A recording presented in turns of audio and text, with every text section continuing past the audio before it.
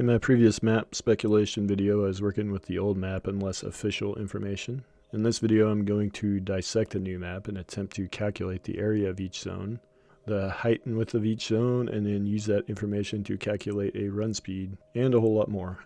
Just as a fair warning, this video is highly speculative. Take everything with a grain of salt, and know there is a high probability some of my speculation is very wrong. That being said, let's start with what we do know, and then we will slowly get more and more speculative from there. I'm going to avoid going into details of the calculations I used. If you want to see that, join the Discord, where I will have the spreadsheet linked with all of the calculations on it. First, we do know that the new map is 1,200 square kilometers versus the 480 from the old map. This is a 2.5x increase, not a 3x increase. We were given run times both running and mounted. However, I did notice some significant discrepancies between the mounted speed and the running speed. The mounted speed percentage increase is not consistent, which makes me question all of the numbers to some degree, so hopefully we will get some clarification on this at some point. That is it for the official information. Now we will delve into the slightly speculative category before finishing with the very speculative information at the end. First, the old world landmass was calculated out to be 222.6 square kilometers, and the new world landmass is said to be 450 to 480 square kilometers. My calculations came out to 451 square kilometers for the landmass, which I will get into later.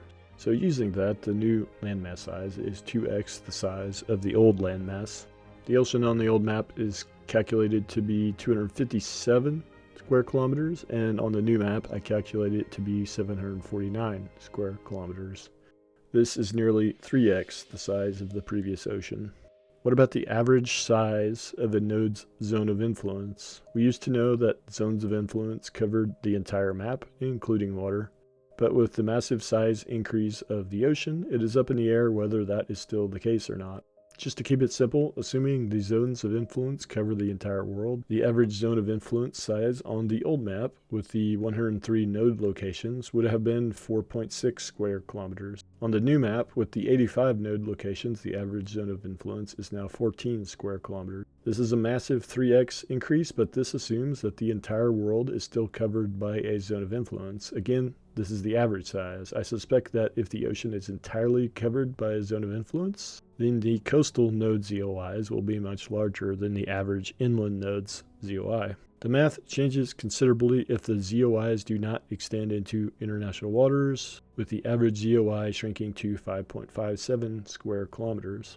Now we move on to some very speculative information. For the following measurements, I had to make a guess as to what the edge of the map is. Intrepid put a fancy border on the map, so to start I had to remove that border, and it is very much a guess as to where the actual map starts and the border ends. How close I got to getting that right determines how accurate the following information is. Once I trimmed the border off, I wanted to get the size of each landmass. I started with Vlhadus and used the magnetic lasso tool on Photopea to isolate Vlhadus. I then looked at the pixel count for just Vlhadus and compared that to the pixel count for the entire map. When doing this, I found that Vlhadus has a size of 205 square kilometers.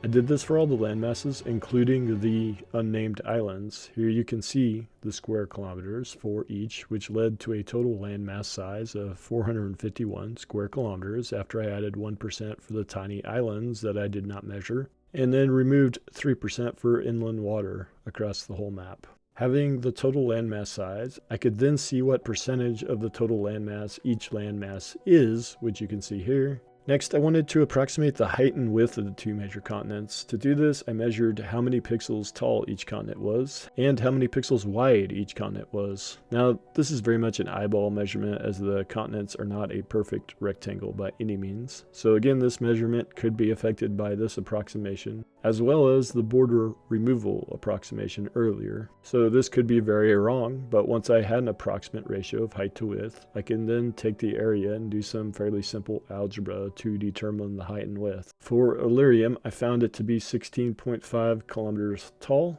and 12.5 kilometers wide. And you can see the height and width of each landmass as well here. Now that I have a height and width of each of these two major continents, I can then determine a run speed. So it is said to take 75 minutes as the crow flies to run from the southern to the northern tip of each continent. Now each continent is a different height and width, so I'm going to get a slightly different run speed for each. For Illyrium, I get a run speed of 13.2 kilometers per hour. For Vandegar, I get a run speed of 14.5. So the average run speed between the two is 13.8 kilometers per hour, which is what I will use going forward. Note that this is much faster than the 7 kilometers per hour from World of Warcraft that I used in the previous video. Now, if we knew an exact measurement for a part of the map, using these run times, we could get the exact run speed. The only part of the map that we potentially have an exact measurement is the node development area. Not the zone of influence, which is a much larger area, but the actual area the city and ultimately the metro sits on. Back in 2018, Steven said this area was a half a kilometer in diameter. On this map, we don't know if that has changed or not. And I think there's a decent chance it has gotten larger.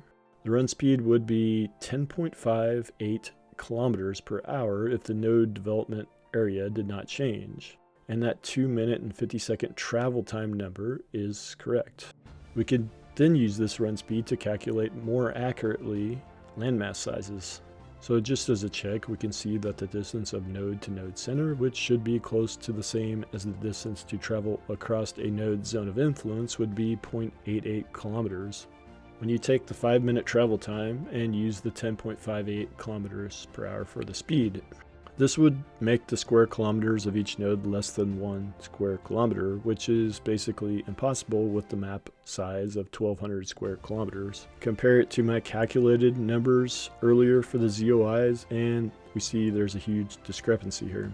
Whether this discrepancy is in the metro width from 2018 or the runtimes given in August is hard to say, but if I was to guess, the metro node development areas got bigger. As a second check, that 10.58 kilometers per hour would convert to an average height for the two continents of 13.23 kilometers, much lower than the average height I calculated earlier of 17.3 kilometers. So using my 13.8 kilometer run speed based on continent height instead, the metro would then be 0.65 kilometers in diameter, an increase of 30%, which would make sense given the map size increasing dramatically. But again, using the 5 minutes center to center of two adjacent nodes, this would calculate to only 1.15 kilometers distance between the two. Again, this would mean a 1.32 square kilometer zone of influence and would still be too small considering the size of the map. Using the calculation for the area of Illyrium from earlier and knowing that is 46% of the total landmass of Vera, it should have roughly 46% of the nodes. Nodes can only be located on land, not in water, so the nodes should be somewhat evenly spaced on the available land masses. Illyrium should have roughly 38 nodes, and if you evenly space them across the 205 square kilometers of area, you would get a distance between each node of 2.3 kilometers. This seems more realistic than the 1.32 kilometers we calculated using the run speed. So again, either my run speed calculation is off or some of the numbers given in the live stream are off. That concludes my second map speculation video. I know there are some things that are easily observable that I left off, such as the eastern continent being flipped, but I just wanted to keep this video short and talk about my attempt to calculate the landmass size, node distances, and run speed. Once we get some clarification on some of these numbers, I will probably do a third map speculation video that gets into the details even further. It's my first video in a few weeks. I did reach 500 subs during my downtime, and thanks for that. Thanks for all the support.